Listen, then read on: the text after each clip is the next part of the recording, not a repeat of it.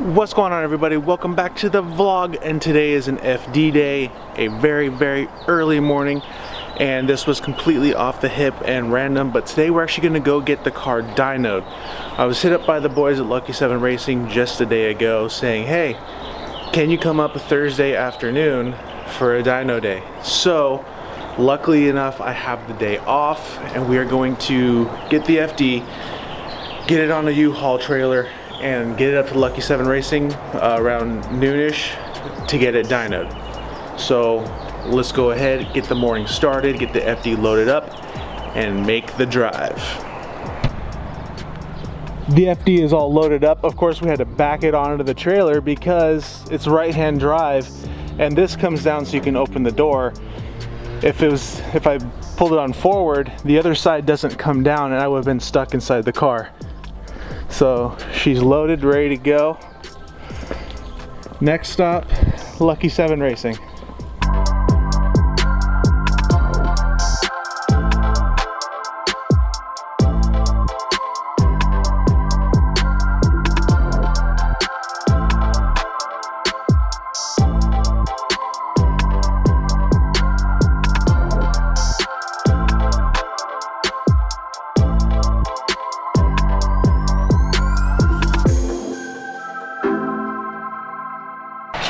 Will it have any predictions of how many power it's going to make?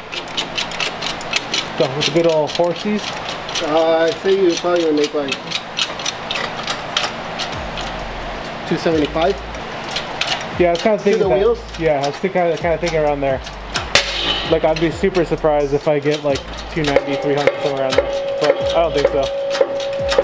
So since I don't have a wideband O2 sensor on the car yet, he has to remove the stock one and replace it with a wideband.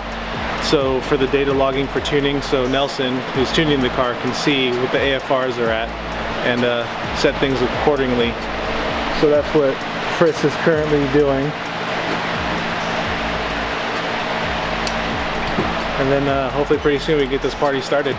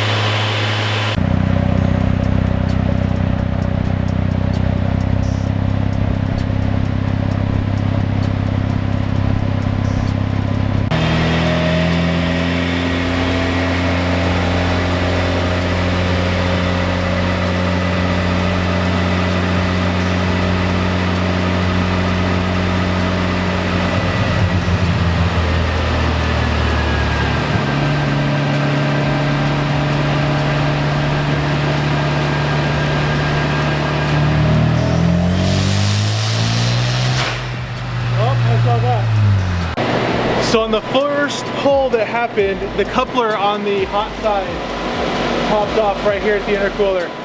But anyway, we're gonna try another pull.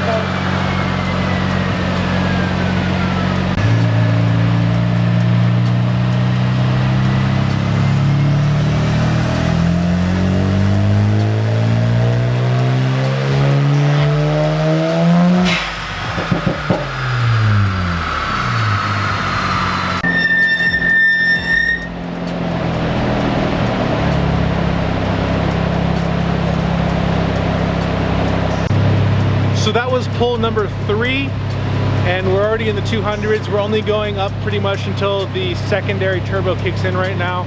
And so he's just working on that first 4,000 RPM, just really dialing it in before we release the rest of it. But we're making good numbers so far, can't complain. So right now what we're actually coming to is clutch slip. Now I don't know much about this clutch. It could be the stock clutch, it could be, I don't know, it could be worn down, who knows. But right now we're hitting a lot of clutch slip when it starts making power, and we'll check it out this time. So let's rip this one.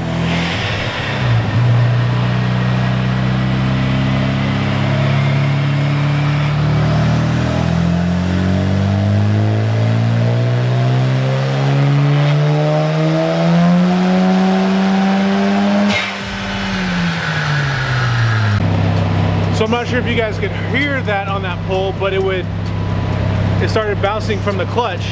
And so what they're doing right now, Willow's underneath, and he's gonna look at the clutch engagement, see if there's any adjustment, see if it might not be grabbing all the way. And hopefully that's the case, because boarding this and getting a new clutch is kind of a bummer. You know, a nice little buzzkill to already end a pretty annoying day. But woke up on the wrong side of the bed, you know, everything's just going wrong. But I mean, Willow was just saying how the boost on this car is actually really smooth for like being stock twins and everything, because normally they're a little rough. And so that's good. The motor is running really good, the turbos are running really good, and this car is actually making a lot of power. And the torque is higher than I already thought it would be at its max. But while Willow does that, we're gonna go ahead and get ready for the next pull, see what Nelson wants to adjust, and keep going from there. So the clutch was engaging all the way to the top of the pedal throw, so it might have not been engaging all the way. And so Willow just tried to adjust it. Hopefully that does make a little bit of a difference, get just that final bite to just finish this up, and we can worry about a clutch another day. If not, you know, we still have to finish the FC and everything like that. So the clutch and finishing this might be put on pause for, I don't know, another month maybe, unless I leave it here with these guys and they do it, because we don't have the room at our house to do it. So deciding, you know, after this next pull what's going to happen with it, because that's unfortunate, but I can leave it here and come back and get it next week and have a fun clutch, maybe, and throw some fuel injectors in it too to get a little bit more. Who knows? So we'll figure out after this next pull.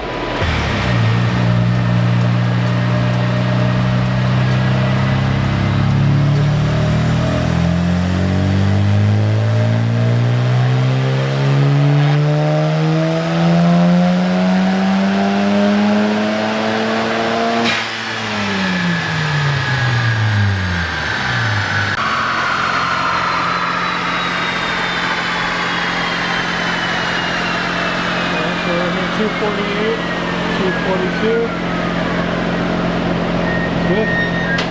We're good? Yeah. Yee! High fives for Will. Right. All right. COVID high five. Yep, it was just the pedal. The clutch is fine, thank God, because I didn't want to be without the car for a little bit, and I do want to do the clutch myself, and yeah, so that's a huge thing right now. So now we can finally finish it up. A couple more pulls later. It's at 242 horsepower and pretty much the same torque, which is already, like, the torque is higher than I thought. Like I said, the horsepower is there, just a little bit more and I'd be happy. Like, if we can get it like 260, that's solid. That's a solid FD. I can enjoy it like that for a while we take the Z down and get the Z at the 600 horsepower, and in which case we'll be back here again at Lucky 7 Racing with the 300ZX on Haltech, being tuned by Nelson the guy. So that's kind of the plan.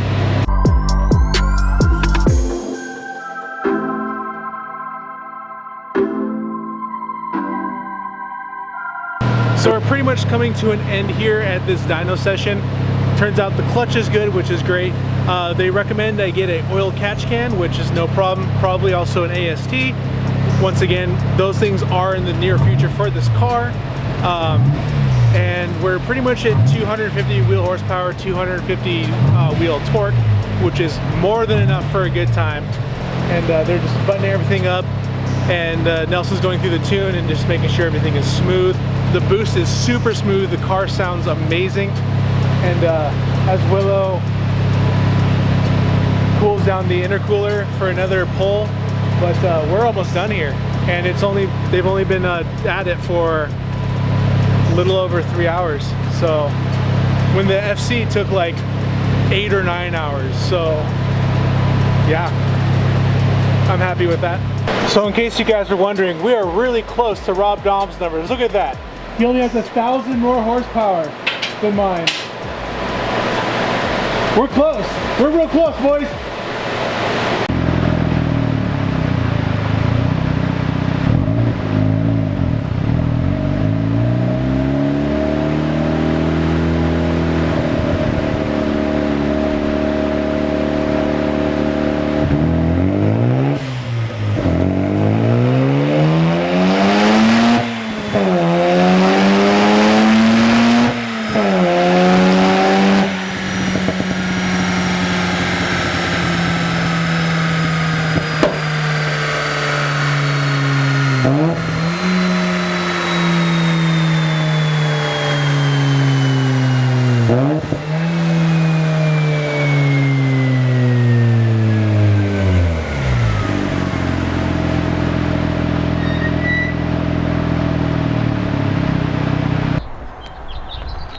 And just like that, we are back home. The FD and the Z, best combination in the world. Now let's go ahead, take her for a rip, see how the tune feels, and see how she runs. So right away you can tell that it's actually a lot louder at idle than it was before, and I am pretty blown out here on the camera. Oh, not blown out, the background is, but hopefully you guys can see me right there. So one thing that is different obviously is the sound, but the idle, like the RPMs are a lot different as well. He adjusted the RPMs for idle and everything like that. And while it warms up here, and I'm also using my DSLR, so I am holding it, and because unfortunately if I do mount it right here to the windshield, I can't see half the windshield. So I'm gonna be holding this, so it's gonna be a little shaky, but I'm gonna take her around, make sure she's all warmed up and stuff before I rip it.